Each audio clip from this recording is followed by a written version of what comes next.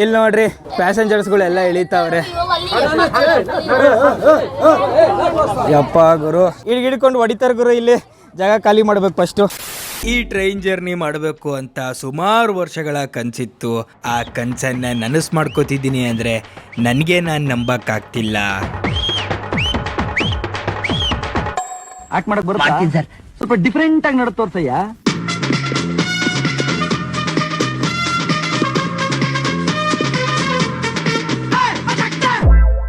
ಹೋಗ್ತಾ ಹೋಗ್ತಾ ಬಿಸಿಲು ಜಾಸ್ತಿ ಆಯಿತು, ಧೂಳು ಜಾಸ್ತಿ ಆಯಿತು. 1 hour later.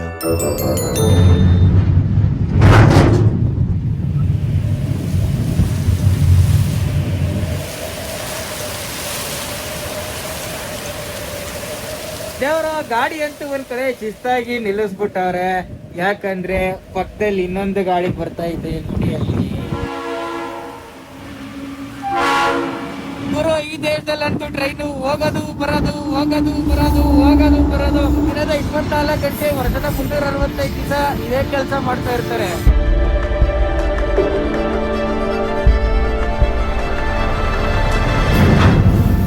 ಓಕೆ ಜಟ್ಕ ಹೊಡಿತು, ನಮ್ ಟ್ರೈನ್ ಹೋಗ್ತಾ ಇದೆ ಈಗ.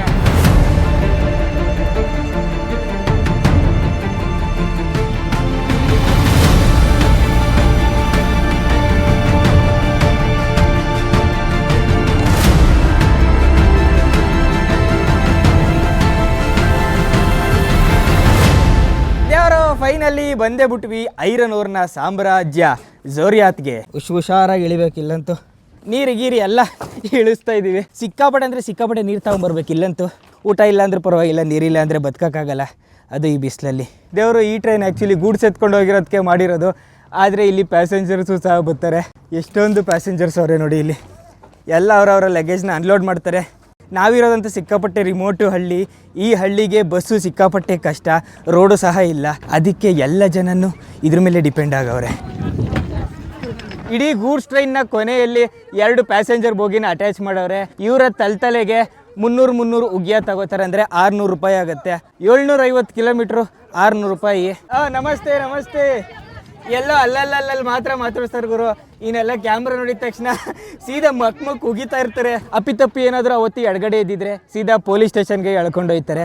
ಅದಕ್ಕೆ ಇವತ್ತು ಬೇಕು ಅಂತಲೇ 2 ಸಲ ಬಲಗಡೆನೇ ಎದ್ದಿದ್ದೀನಿ. ಇಲ್ಲೇ ಪ್ಯಾಸೆಂಜರ್ಸ್ಗಳೆಲ್ಲ ಬಂದು ಇಳಿತಾರೆ ಅಂತ ಟ್ಯಾಕ್ಸಿಗಳು ನೋಡಿ ಎಷ್ಟೊಂದವೆ.